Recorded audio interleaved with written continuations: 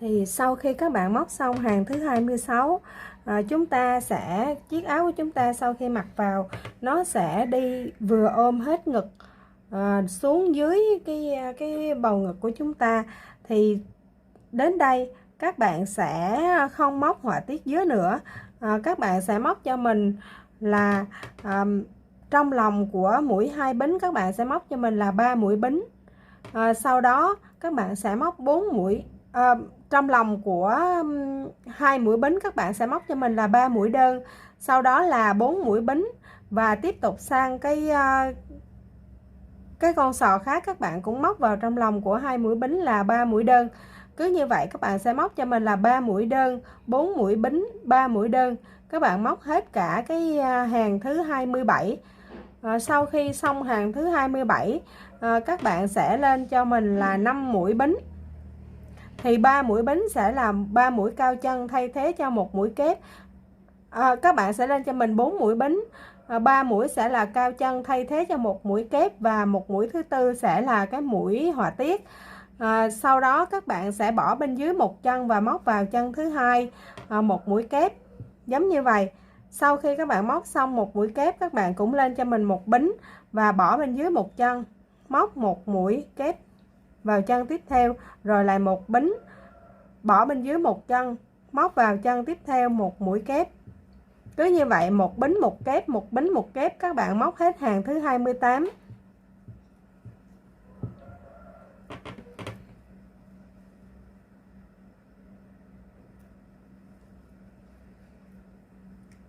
Sau đó chúng ta sẽ kết thúc hàng 28 với một mũi dời. Và sau khi móc xong mũi dời này,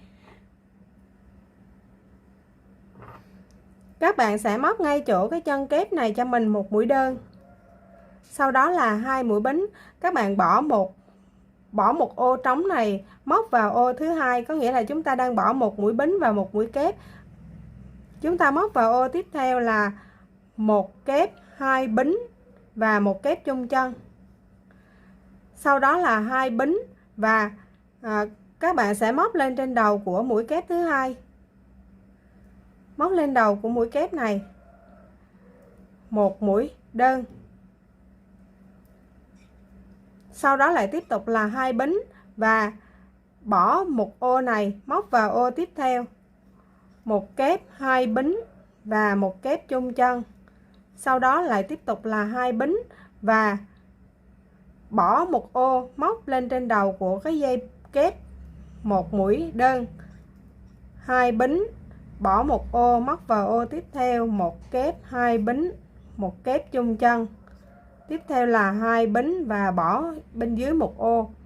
Một ô có nghĩa là một kép và một bính. Chúng ta sẽ móc lên trên đầu mũi kép thứ hai một mũi đơn. Cứ như vậy các bạn móc hết hàng thứ 29 này giúp mình. Kết thúc hàng thứ 29, các bạn sẽ dời kim của chúng ta vào trong cái chữ V này, vào trong chữ V. Sau đó các bạn sẽ móc cho mình mũi bông lúa, mũi chùm 3. Đó là các bạn sẽ lên cho mình 3 mũi bính và xem nó như một mũi kép. Sau đó các bạn móc thêm 2 mũi kép nữa. Sau khi có đủ 3 vòng chỉ trên kim thì các bạn kéo sợi qua hết. Sau đó khóa mũi và thêm 2 mũi bính. Lại tiếp tục lấy 3. Mình sẽ làm cho các bạn xem. Chúng ta sẽ làm như thế này: một mũi kép, 2 mũi kép, 3 mũi kép. Các bạn giữ 4 vòng chỉ trên kim và kéo sợi qua hết. Đây là mũi chùm 3. Sau đó các bạn tăng cho mình 2 bính và tiếp tục mũi chùm 3 thứ hai. Thì trong cái chữ V này chúng ta sẽ có 3 cái mũi chùm 3 và 2 lần 2 bính. Mũi chùm 3 thứ hai, sau đó lại tiếp tục là 2 bính và mũi chùm 3 thứ ba. Như thế này, kéo sợi qua hết, chúng ta có cụm 3 bông lúa. Sau đó là một bính và tiếp tục sang cái chữ V khác, các bạn cũng móc như vậy. Thì hàng thứ 30 này chúng ta sẽ móc như vậy cho đến hết hàng. 2 bính,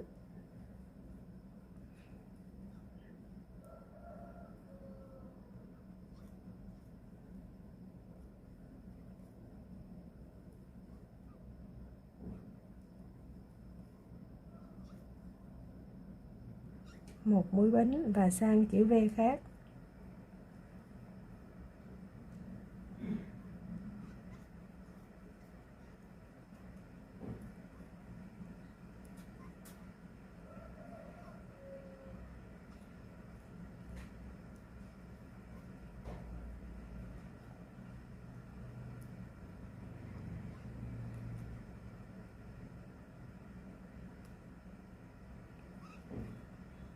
Một bính và đến cuối hàng các bạn sẽ kết một mũi dời vào trong cái mũi khóa mũi của cái chùm 3 này.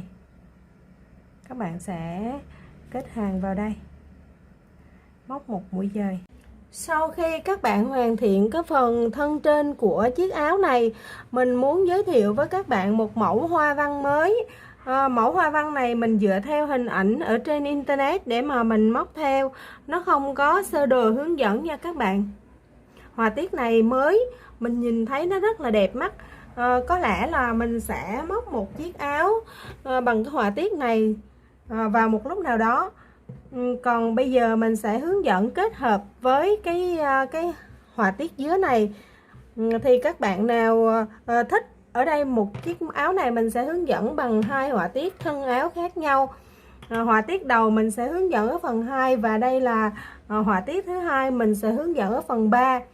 Phần đầu tiên của mình sẽ là phần mà mình chỉ hướng dẫn về cái họa tiết dưới này thôi. Mình sẽ hướng dẫn phần đầu tiên từ bắt đầu khởi tạo cổ áo cho đến phần chiếc nách xong. Phần thứ hai thì sẽ là họa tiết khác và phần thứ ba sẽ là họa tiết khác. Chiếc áo này các bạn có thể móc ra được rất là nhiều kiểu. Thì tùy theo các bạn thích cái mẫu nào mà các bạn sẽ lựa chọn cho mình để móc theo cho phù hợp.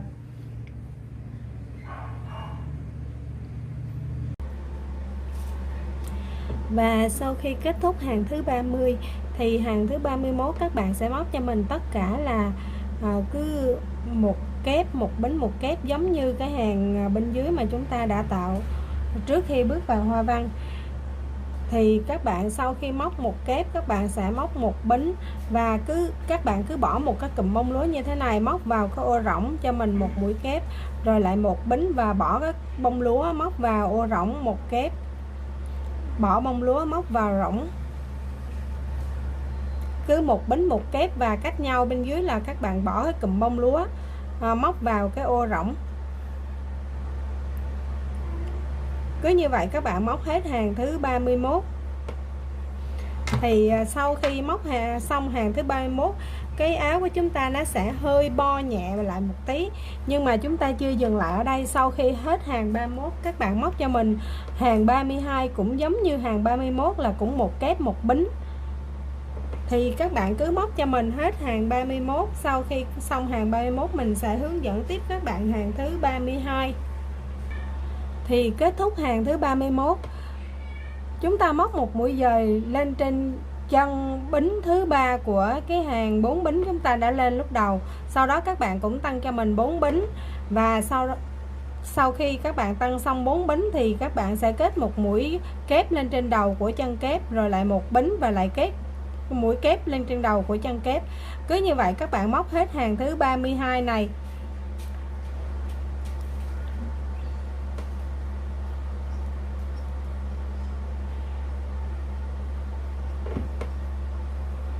Hàng thứ 32.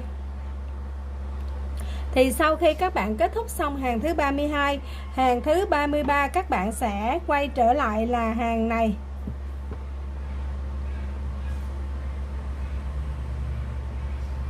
Hàng 33 sẽ là hàng 29 và hàng 34 sẽ là hàng 30. Họa tiết nó sẽ giống như vậy. Các bạn sẽ móc cho mình hàng thứ sau khi kết thúc hàng 32 các bạn sẽ móc hàng 33 là những cái chữ V như thế này. Sau đó hàng 34 sẽ là những cái cụm bông lúa cách nhau 2 mũi bính. Rồi hàng 35 các bạn sẽ móc một kép một bính giống như thế này. Sau khi các bạn móc xong hàng thứ 35 mình sẽ quay trở lại hướng dẫn các bạn tiếp. Sau khi các bạn móc xong hàng thứ 35, chúng ta có cái bảng eo như thế này. rất là đẹp. Và để bước vào cái họa tiết thân áo bên dưới, các bạn sẽ đếm tổng số mũi cho mình.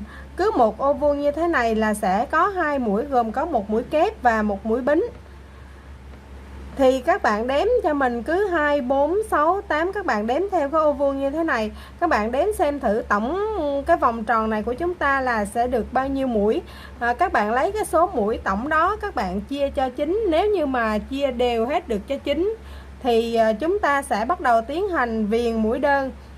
Các bạn sẽ viền đủ mũi, không thêm không bớt. Còn nếu như mà tổng cái số mũi các bạn chia cho 9 nó thừa một vài mũi, 2 hay 3 mũi thì các bạn sẽ cân đối ở trên cái hàng mũi đơn này của chúng ta, các bạn sẽ giảm mũi. Hoặc là nếu thiếu thì các bạn cũng sẽ cân đối để tăng thêm 1 hoặc 2 mũi ở trên cái hàng mũi đơn này, để làm sao khi kết thúc hàng thứ 36 này, bước vào hàng thứ 37 chúng ta ra họa tiết nó không bị thừa hay là thiếu mũi.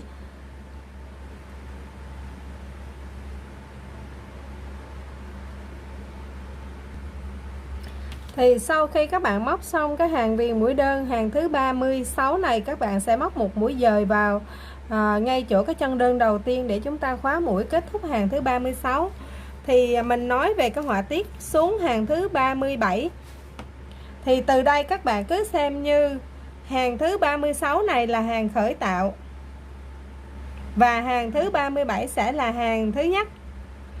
Thì hàng thứ nhất này của chúng ta bước vào cái họa tiết đi xuống thân áo, các bạn sẽ móc cho mình một mũi đơn,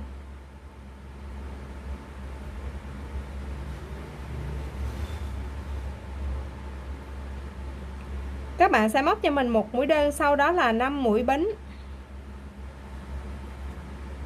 và bỏ bên dưới là 2 chân, móc vào chân thứ 3 một mũi đơn. Lại tiếp tục từ cái mũi đơn này các bạn lại tăng cho mình 5 bính và bỏ bên dưới 2 chân, móc vào chân thứ 3 một mũi đơn nữa. Cứ như vậy tất cả những cái hàng nào, tất cả hàng đầu tiên này, hàng thứ nhất của cái phần đi xuống thân áo của chúng ta sẽ móc toàn bộ là những cái mũi những mũi đơn và những mũi bính như thế này.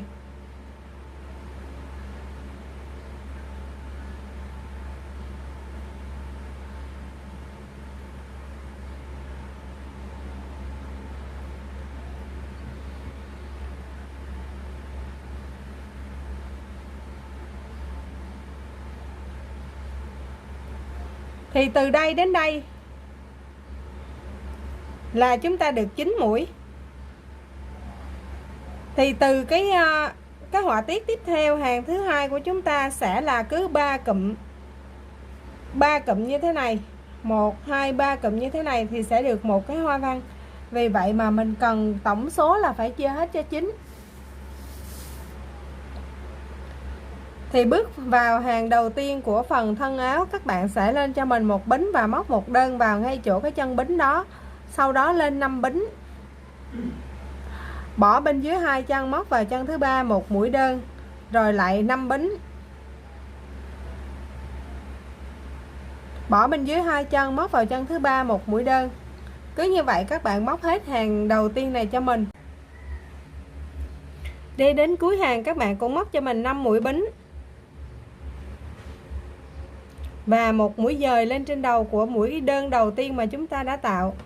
Sau đó từ ngay chỗ cái chân của mũi dời này, các bạn lên cho mình 3 mũi bính và xem nó như một mũi kép.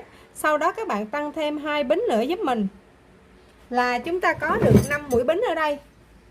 Thì sau khi các bạn có được 5 mũi bính ở đây rồi, các bạn sẽ vòng chỉ qua kim, bỏ dây đầu tiên này, dây bính đầu tiên này chúng ta không dùng đến. Các bạn móc vào dây thứ hai cho mình một mũi kép, 2 mũi bính, một mũi kép chung chân, 5 mũi bính, tiếp tục là một mũi kép chung chân, 2 mũi bính và một mũi kép chung chân nữa. Vậy thì ở trong lòng của cái dây này chúng ta sẽ có tổng cộng là 4 mũi kép. Sau đó là 2 mũi bính và các bạn bỏ cái dây bên cạnh. Các bạn đâm kim lên trên đầu của mũi đơn, móc cho mình một mũi kép lại tiếp tục 2 bính, bỏ dây sát bên, móc vào dây thứ hai, 1 mũi kép, 2 mũi bính, 1 mũi kép,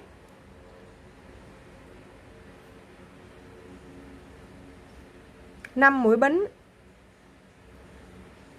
1 mũi kép, 2 mũi bính, 1 mũi kép, 2 mũi bính và 1 mũi kép lên trên đầu của mũi đơn. Bỏ dây tiếp theo này, dây thứ ba chúng ta bỏ. Móc 1 mũi kép lên trên đầu của mũi đơn, sau đó lại là 2 bính và từ chỗ mũi kép này các bạn đếm cho mình 1 dây, 2 dây, 3 dây này, chúng ta dùng 3 dây này cho một cụm hoa văn. Thì dây đầu tiên này chúng ta bỏ đi, chúng ta không dùng đến dây thứ hai.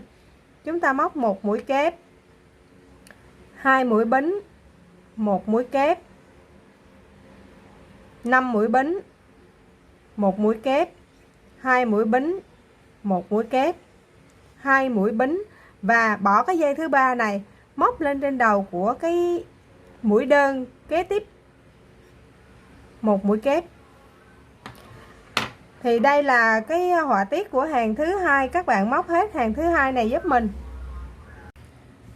Thì sau khi kết thúc hàng thứ hai, hàng thứ ba của chúng ta các bạn sẽ móc như sau. Ngay chỗ cái chân mình sẽ móc lại từ đầu cho các bạn xem. Chúng ta sẽ móc một mũi dời lên trên mũi 3 mũi bính mà lúc đầu chúng ta đã tạo ở hàng thứ hai, ở hàng thứ hai. Sau đó các bạn sẽ lên cho mình 5 mũi bính ở đây và móc một mũi kép vào ngay chỗ chân mũi kép. Tiếp theo là 5 mũi bính và 1 mũi kép, 2 mũi bính, 1 mũi kép, có nghĩa là chúng ta đang lấy lại cái hoa văn này để áp dụng lên trên đầu của cái chân kép. Sau đó là 2 bính và các bạn sẽ móc một mũi đơn lên trên mũi 5 mũi bính. Tiếp tục là 2 bính và móc lên trên đầu của chân kép. 1 mũi kép, 2 mũi bính, 1 mũi kép,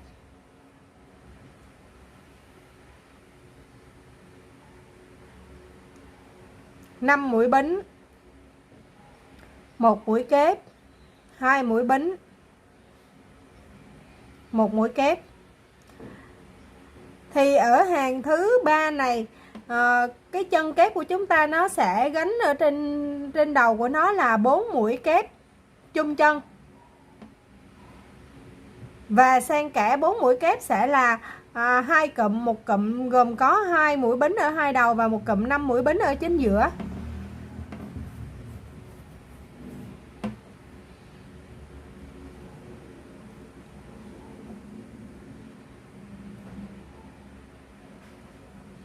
Hai bính, móc lên trên đầu của chân kép, 1 mũi kép, 2 mũi bính, 1 mũi kép chung chân, 5 mũi bính, 1 mũi kép chung chân, 2 mũi bính và 1 mũi kép chung chân nữa.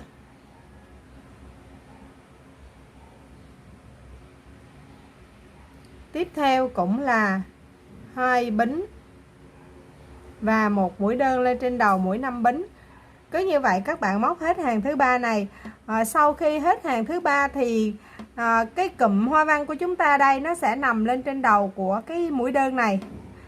Các bạn sẽ móc tiếp cho mình, các bạn cứ móc hết cho mình hàng thứ ba, mình sẽ hướng dẫn tiếp các bạn hàng thứ tư. Sau khi mình hướng dẫn xong hàng thứ tư thì từ đây các bạn sẽ móc xuống cái hoa văn của mình đến khi nào mà đủ cái chiều dài áo mà các bạn vừa ý.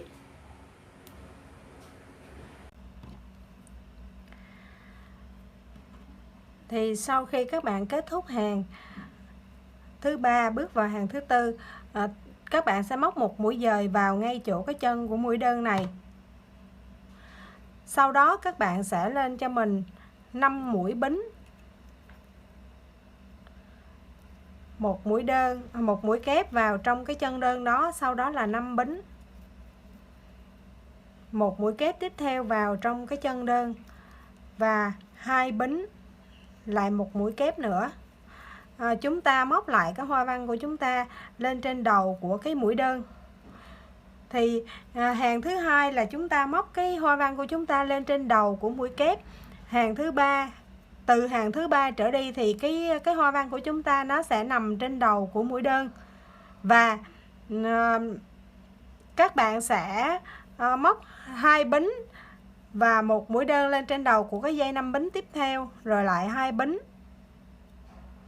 và một mũi kép, 2 mũi bính, một mũi kép, 5 mũi bính, một mũi kép, 2 mũi bính, một mũi kép. Tiếp tục cái cụm hoa văn khác lên trên đầu của cái mũi đơn và 2 bính, một đơn,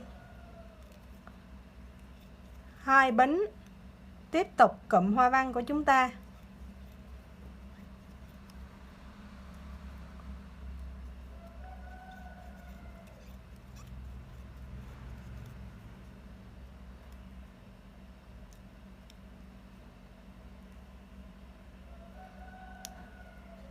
Thì ở đây cái họa tiết của chúng ta nó cứ lặp đi lặp lại như vậy, nên mình chỉ hướng dẫn một lần thôi, rồi các bạn cứ như vậy mà hết hàng này đến hàng kia các bạn cứ móc cho mình đến khi mà có cái chiều dài mà các bạn mong muốn.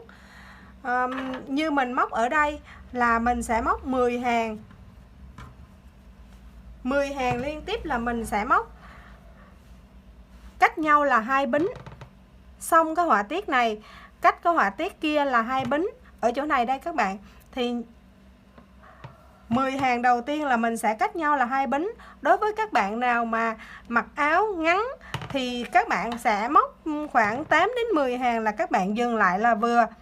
Còn đối với các bạn nào mà thích cái áo này dài giống như cái áo của mình,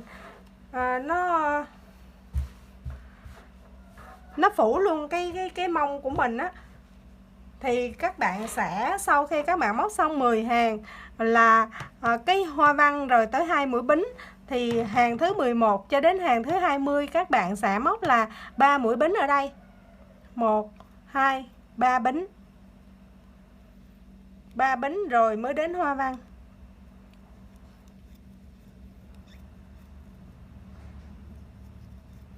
Một kép, 2 bính, một kép, 5 bính. Một kép, 2 bính, một kép. Sau đó là 3 bính và một đơn. Rồi tiếp tục là 3 bính để vào cái họa tiết khác. Thì từ hàng thứ 11 trở đi các bạn sẽ tăng ở chỗ này là 3 bính, các bạn không tăng 2 bính nữa. Nếu từ trên xuống dưới các bạn móc là 2 bính hết thì cái chỗ áo của chúng ta nó sẽ suông xuống, nó không có cái phần nó hơi loa ra, thì đến cái bụng dưới của chúng ta và cái mông á, thì nó sẽ bị cái áo nó bị chật. Vì vậy để cho nó có cái phần cái ngấn eo như thế này, nó cong, nó có cái đường cong theo cái cơ thể của chúng ta như thế này, thì bắt buộc các bạn phải tăng mũi. Mình sẽ móc 10 hàng đầu tiên là 2 bính, xong đến họa tiết đến 2 bính, và từ hàng thứ 11 trở đi mình sẽ móc là 3 bính, họa tiết rồi đến 3 bính. Còn đối với các bạn nào mà thích móc dài xuống thành váy thì các bạn sẽ tăng từ từ ở đây. Sau khi 3 bính rồi các bạn sẽ tăng lên là 4 bính, nhưng chỉ dừng lại ở 4 bính thôi nha các bạn. Nếu như tăng 5 bính thì cái hoa văn của chúng ta nó bị nó rộng quá, nó không còn đẹp nữa.